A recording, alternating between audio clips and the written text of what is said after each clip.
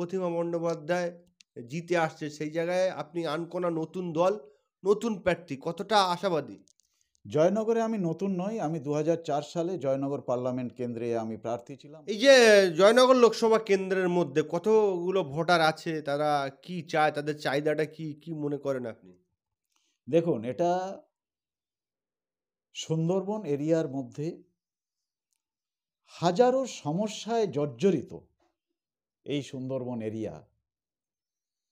তাদের চাহিদা কৃষি, সেচ ব্যবস্থা, রাস্তাঘাট, বিদ্যুৎ, পানীয় জল, শিক্ষা এবং কর্মসংস্থান, এইগুলো মূলত যদি হয় তাহলে তাদের আর ওই পরিযায়ী শ্রমিক হয়ে ভিন রাজ্যে যেতে হয় না, বিদেশেও যেতে হয় না, এবং এই যে দারিদ্র্যের সুযোগ নিয়ে পশ্চিমবঙ্গে নারী পাচারে দক্ষিণ 24 পরগনার শীর্ষে, এই সমস্ত কাজগুলো আর হয় না। এই শাসক দল যে ওই শেখ শাহজাহানের মতো প্রত্যেকটা ব্লকে, প্রত্যেকটা বিধানসভা এরিয়ায় বেশ কিছু করে তারা শেখ শাহজাহান তৈরি করে রেখেছে, এবং এদের মারফতে কত নারী যে পাচার হয়ে যাচ্ছে তার কোনো ঠিক নেই। এই সমস্যাগুলো জোরালো সমস্যা রয়েছে এবং শাসক দলের তৈরি সমস্যা, যার জন্যে শাসক দলের যিনি এমপি ছিলেন তিনি এই রকম একটা সমস্যা সংকুল এরিয়া থেকে এবং বিশেষ করে অনগ্রসর শ্রেণীর মানুষ অধ্যুষিত যে এলাকা থেকে তিনি জিতে পার্লামেন্টে গেলেন, সেই পার্লামেন্টে তিনি এদের কোনো সমস্যা এযাবৎ তুলে ধরলেন না। এটা হচ্ছে সবচেয়ে দুর্ভাগ্যের বিষয়। বললে ভুল হবে না, 3 লাখ 3.5 লাখ ভোটে প্রতিমা বন্দ্যোপাধ্যায় জিতে আসছে, সেই জায়গায় আপনি আনকোনা নতুন দল, নতুন প্রার্থী, কতটা আশাবাদী? জয়নগরে আমি নতুন নই, আমি 2004 সালে জয়নগর পার্লামেন্ট কেন্দ্রে আমি প্রার্থী ছিলাম বহুজন সমাজ পার্টির হয়ে।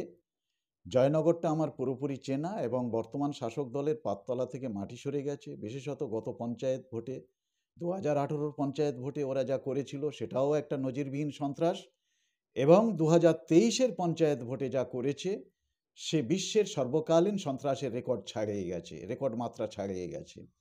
সুতরাং শাসক দল জনবিচ্ছিন্ন হয়ে গেছে, জনগণ তারা তাদেরকে আদৌ আর নিচ্ছে না। আমি শাসক দলকে দেখে কোনো রকম তাদের ভোট বা তাদের লোকজন, তাদের ভোট ব্যাংক ইত্যাদি এসব নিয়ে আমি কোনো রকম চিন্তিত নই। যদি কেন্দ্রীয় বাহিনী ঠিকমতো ভোট করায় তাহলে শাসক দল একেবারে জনগণ থেকে একেবারে বিচ্ছিন্ন হয়ে যাবে, জনগণ তাদের বিরুদ্ধেই ভোট দেবে। এই যে জয়নগর আপনার লোকসভা, যে জয়নগর লোকসভা কেন্দ্রে আপনি প্রার্থী হয়েছেন আইএসএফের, এই 7টা থানার মধ্যে কোন কোন থানা আছে? এই থানার মধ্যে একটু যদি আপনি বিস্তার বলেন, কত ভোট আছে এই লোকসভায়? আমি একেবারে শেষ প্রান্ত থেকে বলে আসছি। গোসাবা, বাসন্তী, ক্যানিং 1, ক্যানিং 2, জয়নগর, কুলতলি এবং মগরাহাট পূর্ব। এই সব জায়গায় আপনাদের সংগঠন কতটা মজবুত আছে বলে আপনি মনে করেন? আমাদের সংগঠন সব জায়গায় মজবুত আছে। এই যে গতকাল যখন ইন্ডিয়ান সেকুলার ফ্রন্টে যারা প্রার্থী তালিকা ঘোষণা করলে আপনার নাম ঘোষণা করলেন, এই জয়নগর লোকসভার বিভিন্ন যে নামগুলো আপনি করলেন যেসব জায়গায় থানাগুলোর, সেই সব জায়গা থেকে কেমন সাড়া পাচ্ছেন? খুব, কালকের প্রার্থী ঘোষণা হওয়ার পর থেকে মানে আমার কাছে অসংখ্য ফোন এসেছে এবং তারা স্বতঃস্ফূর্তভাবে তারা আইএসএফের হয়ে কাজ করবে, অসংখ্য ফোন এসেছে। আমাদের কর্মীরা যেমনি, কর্মীদের বাইরেও বহু মানুষ তারা ফোন করেছে, এবং বিশেষত সমস্ত স্তরের মানুষ তারা নওশাদ সিদ্দিকীর এই রাজনৈতিক আদর্শকে তারা শ্রদ্ধা জানায় এবং মনে প্রাণে তারা মেনে নিয়েছে, এবং তারা আইএসএফ তারা মনে প্রাণে মেনে নিয়েছে। এই যে জয়নগর তপশিলি কেন্দ্র, সেই কেন্দ্রে আপনাকে পার্টি প্রার্থী করলেন, কিন্তু আমরা দেখছি যে ডায়মন্ড হারবার নওশাদ সিদ্দিকী সাহেব 8-9 মাস আগে থেকেই বলে আসছে যে সেই জায়গায় আমি প্রার্থী হব এবং অভিষেক বন্দ্যোপাধ্যায়কে আমি হারিয়ে দিয়ে প্রার্থন করে কালীঘাটে পাঠিয়ে দেবো, সেই জায়গায় আপনাদের 8 জনার নাম সিলেক্ট হলো জয়নগর, বসিরহাট আরও বিভিন্ন জায়গায়, কিন্তু নওশাদ সিদ্দিকী নাম ঘোষণা হলো না, কি বলবেন? না, এটা তো দলের ব্যাপার, দলের উচ্চতর কমিটির ব্যাপার। দলের কোর কমিটি আছে, তারা ডেলিবারেটলি এগুলো চিন্তাভাবনা করছেন এবং তারা অত্যন্ত গভীরভাবে চিন্তাভাবনা করছেন। দলের শুভাশুভ তারা যতটা ভালো বোঝেন, তারা রাত দিন এটা নিয়ে চিন্তা করছেন। সেই চিন্তা ভাবনার নিরিখে তারা সিদ্ধান্তগুলো নিচ্ছেন। সেই চিন্তা ভাবনাগুলো বাইরে থেকে কোনো অ্যাসেসমেন্ট করাটা আমার মনে হয় ভুল হবে।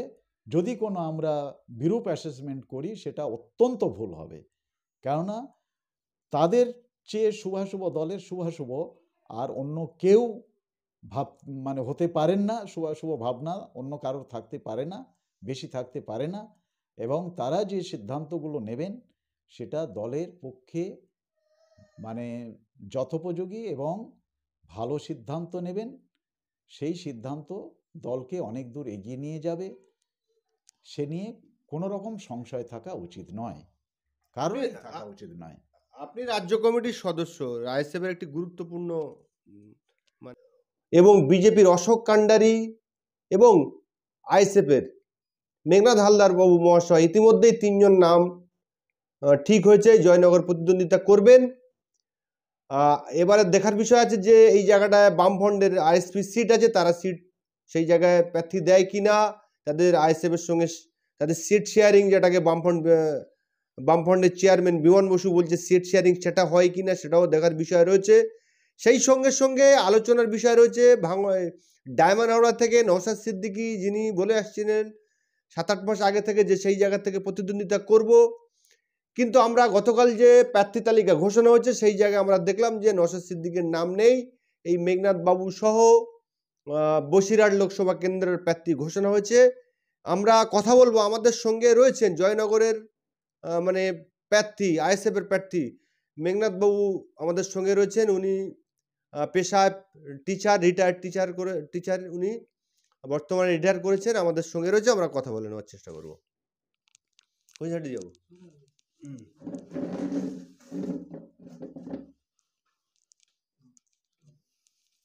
রেডি?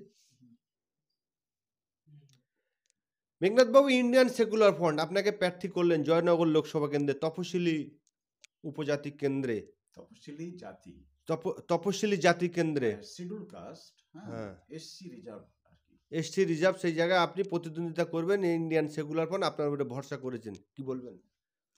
হ্যাঁ, আমার উপরে ভরসা করেছেন, এর জন্যে আমি তাদের কাছে কৃতজ্ঞ।